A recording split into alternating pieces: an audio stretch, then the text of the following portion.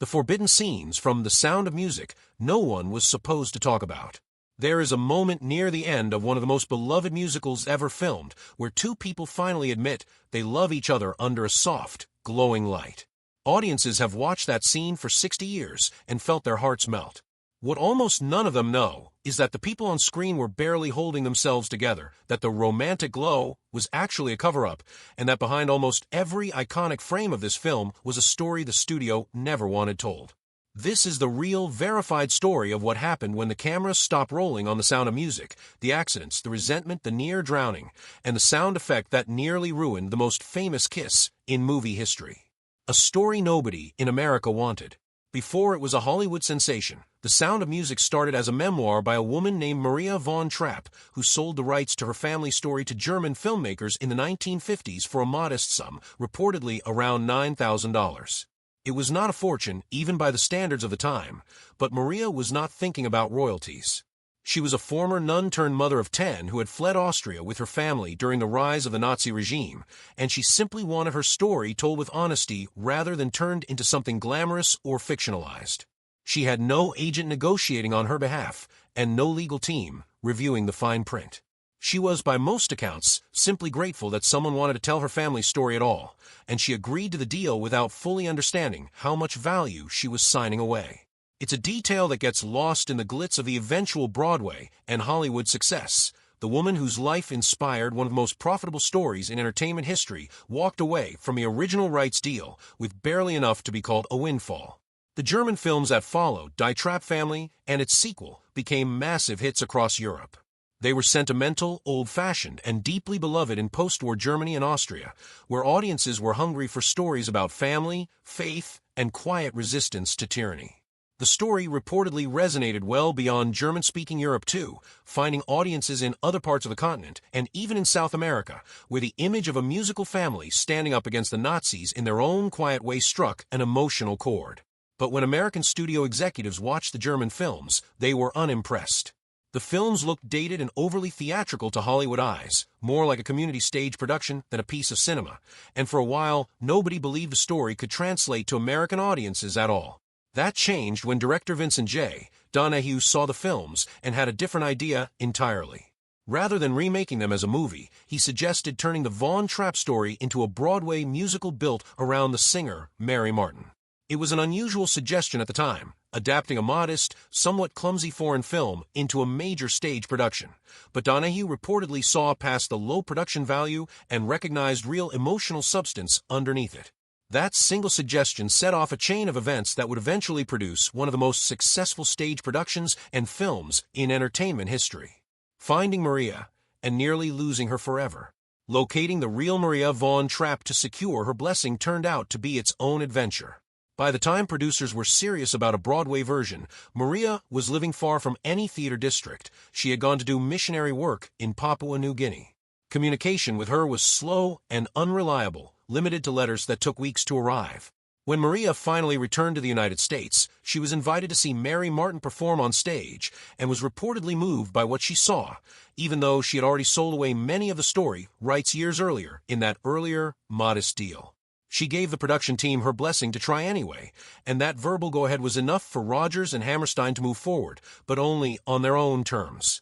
According to accounts of the production, the songwriting duo were unwilling to simply contribute one or two songs to a score built around older Austrian folk tunes, insisting instead on writing an entirely original score from the ground up.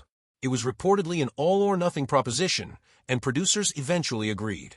The result gave the world classics like My Favorite Things, Do-Re-Mi, Edelweiss, and Climb Every Mountain, songs that have remained instantly recognizable across generations and language barriers ever since. The Broadway musical opened on November 16, 1959, at the Lunt-Fontanne Theater, with Mary Martin starring as Maria.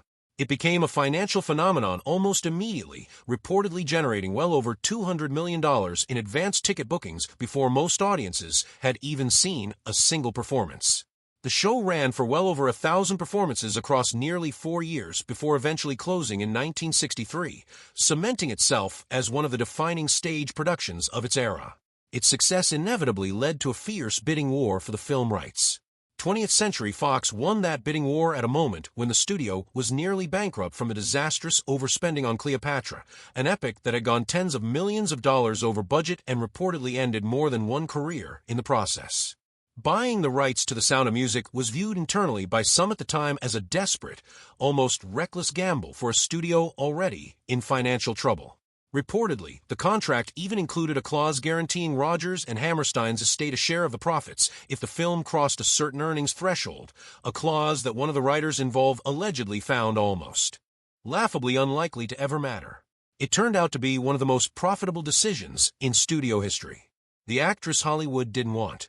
Long before she became Maria in the film, Julie Andrews had already built her reputation on Broadway, most famously as Eliza Doolittle in My Fair Lady. When Warner Brothers adapted that musical for film, studio executives decided Julie wasn't famous enough on screen and gave the role to Audrey Hepburn instead, whose singing voice ultimately had to be dubbed for the film. It was a painful professional snub, but it opened an unexpected door. Around the same time, director Robert Wise was searching for someone to play Maria Von Trapp and was reportedly still undecided until he saw an early, unfinished cut of Julie's film debut in Mary Poppins. He was immediately convinced and moved quickly to cast her before another studio could.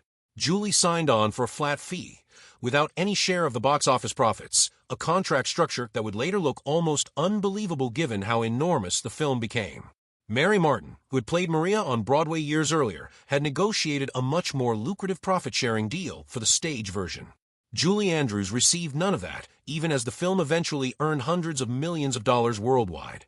Still, that same year, she won the Academy Award for Best Actress for Mary Poppins, a win that many saw as a form of quiet vindication after being passed over for My Fair Lady. The Reluctant Captain. Casting the male lead proved to be its own headache.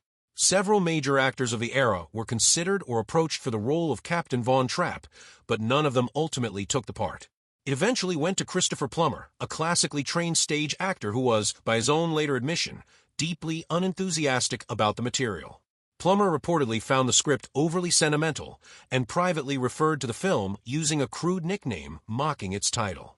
He agreed to take the role only after negotiating changes that would give his character more depth, including a personal, emotional song of his own, which became Edelweiss. Contrary to popular belief, Edelweiss is not an actual Austrian folk song. It was written specifically for the film by Rodgers and Hammerstein to give the captain a moment of quiet vulnerability. In his own memoir published decades later, Plummer openly admitted that he struggled with the production and had been drinking during parts of the shoot, including during some of the film's most emotionally significant scenes, such as the sequence where his character sings Edelweiss with visible emotion during a festival performance. Despite his personal discomfort with the role, critics and audiences responded strongly to his performance, particularly the transformation of his character from a stern, distant father into someone capable of real warmth. Plummer also later revealed that most of his singing in the film's more demanding vocal sequences was not actually his own voice. Professional vocalist Bill Lee, who had also provided vocals for other major studio productions of the era, performed several of the higher and more technically difficult passages. It was reportedly a decision that frustrated Plummer at the time, even though almost no audience member ever noticed the difference, and Lee's voice blended so seamlessly into the finished film that many fans still assume they are hearing Plummer sing every note. Casting the Von Trapp children proved to be its own long and demanding process. The role of the eldest daughter, Liesel, drew a wide pool of hopefuls before ultimately going to Charmian Carr, while the search for the other children reportedly took weeks of auditions before the final ensemble was assembled. What's often forgotten is how many future well-known names passed through the audition process for various roles before the final cast came together. By most accounts, the children who were eventually cast formed a genuine bond that lasted long after filming wrapped, staying in touch with each other and with Andrews and Plummer for decades afterward, a rare example of an on-screen family whose off-screen relationship reportedly mirrored the warmth audiences saw in the finished film. The gazebo scene that almost fell apart.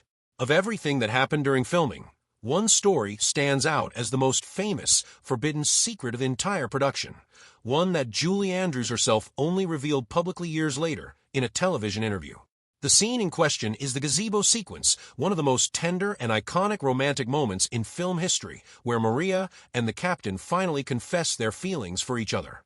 According to Andrews' own retelling, Filming that scene became unexpectedly difficult because of a technical problem with the lighting equipment used to simulate soft moonlight. The large industrial lights used on set reportedly made an unfortunate, embarrassing noise every time the two actors leaned in close together, a sound that, by her own account, was impossible not to laugh at. Andrews has said the crew attempted the shot numerous times, and each attempt ended the same way, with both actors breaking character because they could not stop laughing. Eventually, the production shifted its approach entirely, choosing to film the scene largely in silhouette, with the actors positioned in front of glowing windows, rather than under the direct lighting rig. What became one of the most visually romantic and atmospheric moments in the film was, according to Andrews' own account, born out of a technical workaround rather than any deliberate artistic choice.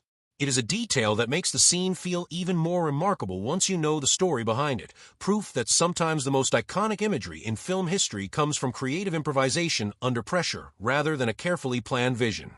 Danger behind the camera. Not every difficulty on set was lighthearted. During the filming of the boat scene, in which the Vaughn trapped children fall into a lake, the young actress playing the youngest daughter, Kim Carruth, reportedly could not swim. The plan for the scene involved another actor moving to catch her the moment the boat tipped over, but according to accounts given by cast members over the years, something went wrong in the moment, and the child briefly went under the water more than once before being pulled to safety by another person on set. It was reportedly one of the more frightening moments of the entire production, and Andrews has described it in later interviews as something that stayed with her.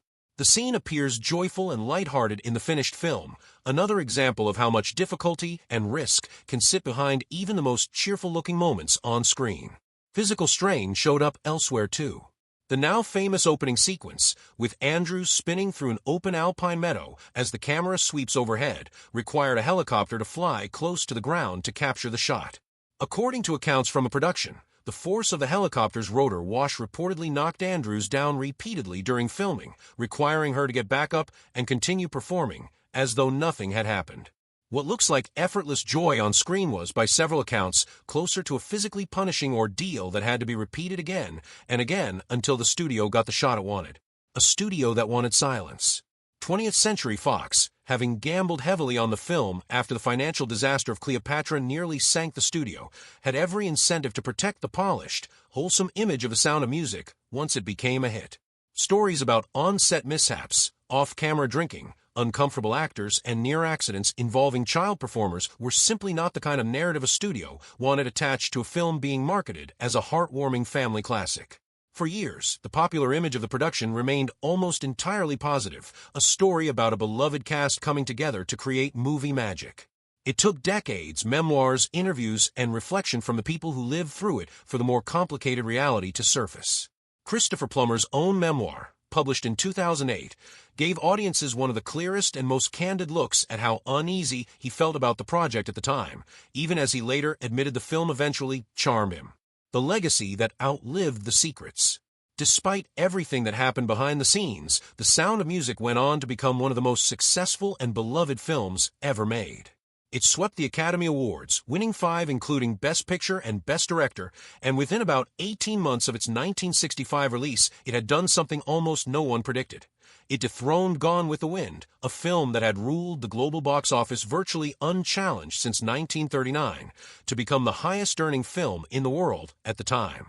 The scale of that achievement is easy to understate today. Reports suggest the film sold well over 200 million tickets worldwide, at a time when there was no home video, no streaming, and no social media to fuel word of mouth. Its success spread almost entirely through theatrical re-releases, radio mentions, and audiences returning again and again to see it multiple times. People who did not speak a word of English were reportedly humming Do-Re-Mi, and audiences in villages without reliable electricity still recognized the melody of Edelweiss. It became less a movie and more a shared global experience, one that transcended language, culture, and generation in a way few films before or since have managed to replicate. What makes the story of its production so compelling isn't that things went wrong. Nearly every film production runs into unexpected problems. What makes it remarkable is how much of that difficulty was hidden from the public for so long, and how differently audiences might have viewed certain scenes had they known the truth at the time. The reluctant actor who didn't want the role. The actress who was passed over for one part only to land a bigger one. The lighting malfunction that turned a failed take into a legendary romantic scene. The frightened child actress in the water. The exhausted star being knocked down again and again beneath a helicopter, smiling every single time she got back up. None of it diminishes the film. If anything, knowing the real story behind The Sound of Music makes its most magical moments even more impressive, because so much of that magic was built not from perfect conditions, but from people finding a way through chaos, discomfort, and difficulty to create something that has lasted for generations. If this story changed the way you see one of the most iconic films ever made, share it with someone who grew up watching The Sound of Music, and let us know in the comments which secret surprised you the most.